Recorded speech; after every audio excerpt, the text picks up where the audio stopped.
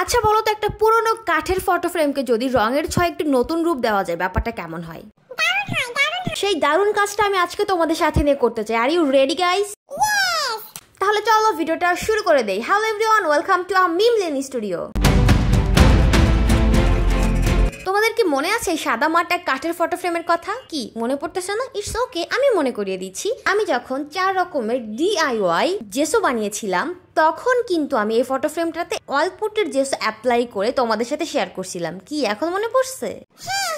Very good. তো এবার চলো ভিডিওটা সম্পূর্ণ শুরু করি। তো আমি এখানে সবার আগে অ্যাপ্লাই করেছিলাম ওয়ালপুটের জেসো। ওয়ালপুটের জেসো অ্যাপ্লাই করলে কিন্তু এটা অনেক শক্ত একটা বেস তৈরি হয়। তারপর আমি এটার উপর অ্যাপ্লাই করতেছি এখন চক পাউডারের জেসো। আচ্ছা তোমরা যদি কেউ আমার নিজের বানানো DIY জেসোগুলোর ভিডিও দেখতে চাও, তাহলে আমি ডিসক্রিপশন বক্সে সম্পূর্ণ লিঙ্ক দিয়ে দিব, তোমরা একটু কষ্ট করে দেখে নিও কেমন।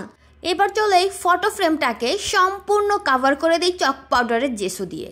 তো দেখতেই পাচ্ছ আমি কিন্তু চারোপাশেই খুবই সুন্দর করে জেসো অ্যাপ্লাই করে দিচ্ছি। এটাকে এখন শুকাতে দিতে হবে। এটা শুকাতে থাকুক, তার পাশাপাশি আমি আরেকটা কাজ করি। এটার পিছনের সাইডের যে অংশটা আছে সেটাকেও আমি এখন জেসো অ্যাপ্লাই করব, এটাকেও শুকাতে দিয়ে দিব। তারপর এটার উপরে ডিজাইন করব। আচ্ছা বলো তো এই ফটো ফ্রেমের উপরে ঠিক কি ডিজাইন করলে ভালো লাগবে? আমি জানি সিম্পল রাখলে বেশি ভালো লাগবে, বাট আমি চাচ্ছি একটু হিবিজিবি কিছু করার জন্য। সবসময় তো আর সিম্পল কিছু ভালো লাগে না, তাই না বলো? তো চলো এবার কাজে লেগে পড়ি। তো দেখতেই পাচ্ছ এটা একদম শুকিয়ে গেছে, কতটা সুন্দর এবং কতটা স্ট্রং লাগতেছে দেখতে। এখন আমি এটার উপরে ঠিক কি কাজ করব, তার জন্য সবার আগে আমি পেন্সিল দিয়ে একটু আঁকিবুকি করে নিলাম যেটার মধ্যে আমি ঠিক কি কি কাজ করব। এটার মধ্যে আমি মেনলি করব কিছু সলিড কালার ইউজ করব, like yellow colour, light violet colour আর গ্রিন কালার। তো দেখতেই পাচ্ছ সবার আগে আমি এটার মধ্যে অ্যাপ্লাই করা শুরু করে দিলাম ইয়েলো কালার। আমি চাচ্ছিলাম ইয়েলো কালারটা একটু বেশি দেওয়ার জন্য, বাকিটা দেখা যাক। তো এখন তোমরা সবাই ম্যাজিক দেখবে, কারণ স্টেপ বাই স্টেপ আমি যখন কালার করা শুরু করব তখন দেখতে পারবে একে একে এইটার এই ফটো ফ্রেমের লুকটা কিভাবে চেঞ্জ হতে থাকে। তো দেখো এখন ঝড়ের গতিতে সাদামাটা ফটো ফ্রেমটাকে আস্তে আস্তে কত বেশি কালারফুল লাগা শুরু হয়ে গেছে। মাত্র ইয়েলো কালারটা অ্যাপ্লাই করলাম একটা সাইডে। তো দেখো এবার ঝড়ের গতিতে ঠিক কেমন লাগে তোমাদের কাছে। তো দেখতেই পাচ্ছ আমার কাছে তো দারুণ লাগতেছে, আমার কাছে কেন যেন অনেক বেশি গর্জিয়াস লাগতেছে। তোমাদের কাছে কেমন লাগতেছে ঝটপট করে কমেন্টে জানিয়ে দিতে পারো।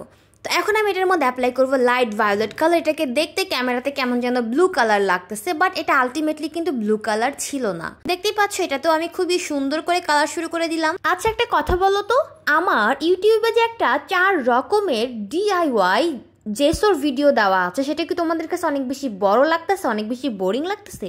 লাগলে আমাকে তোমরা বলতে পারো, আমি তোমাদের জন্য আবার নতুন করে একটা করে টোটাল 4টা ভিডিও তোমাদের সাথে শেয়ার করব, একদমই হোমমেড DIY জেসোর।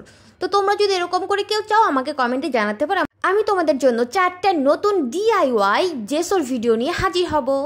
তো দেখতেই পাচ্ছ তো এখন আমার অবস্থা, আমি কিন্তু কালার করতেছিলাম। আর দেখো এই ফটো ফ্রেমটাকে দেখতে এখন কত বেশি কিউট লাগতেছে। এখন আমি এর মধ্যে অ্যাপ্লাই করতেছিলাম কি বলো, গ্রিন কালার। আর দেখো কেমন লাগতেছে, অনেক বেশি কিউট লাগতেছে না দেখতে? আচ্ছা তোমরা কেউ কমেন্টে জানাও না কেন ভিডিওগুলো তোমাদের কাছে কেমন লাগে। বোরিং লাগলে তো বলতে হবে যে বোরিং লাগলে, ইন্টারেস্টিং কিছু দেখতে চাই, তাই না?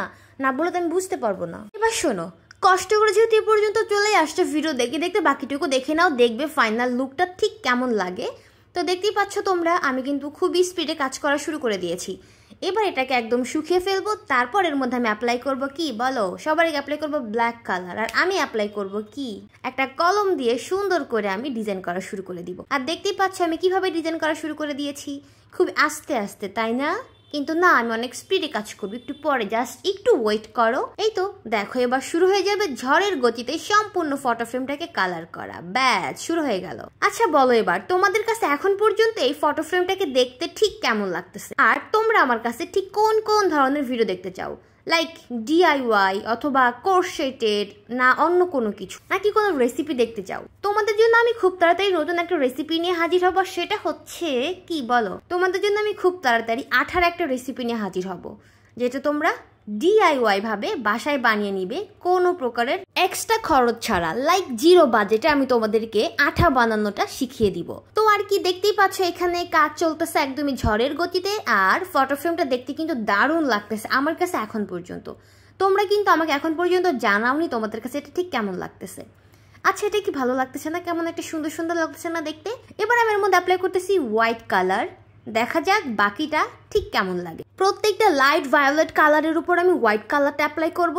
তো দেখো কেমন লাগতেছে এখন পর্যন্ত। ভিডিওতে কেন যেন এটাকে একদমই ব্লু কালার লাগতেছে, তাই না বলো? তোমাদের কাছে কি সেম লাগতেছে? কিন্তু অফ ক্যামেরাতে এটাকে কিন্তু একদমই লাইট ভায়োলেট কালারই লাগতেছে।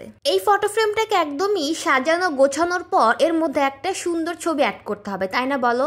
একটা ছবি এর মধ্যে লাগিয়ে রাখলে সেটা দেখতে বেশি ভালো লাগবে। আচ্ছা গেস করে বলো তো আমি এর মধ্যে ঠিক কি একটা ছবি লাগিয়ে রাখতে পারি? তোমাদের মাথায় কি কোনো আইডিয়া আছে? গেস করে বলতে পারবা? ওকে, তোমরা আইডিয়া করতে থাকো, আমি বাকি কাজগুলো কমপ্লিট করে ফেলি। তো দেখতেই পাচ্ছ ঝড়ের গতিতে কাজ হচ্ছে। আসলে কি ঝড়ের গতিতে কাজ হচ্ছে? ইয়েস, কাজ হচ্ছে খুবই স্পিডে। এখন জানি কেমন কেমন লাগতেছে। তোমাদের কাছে কেমন লাগতেছে আমাকে ঝটপট করে জানিয়ে দাও, বাকিটা আমি দেখে নিচ্ছি কি হয়।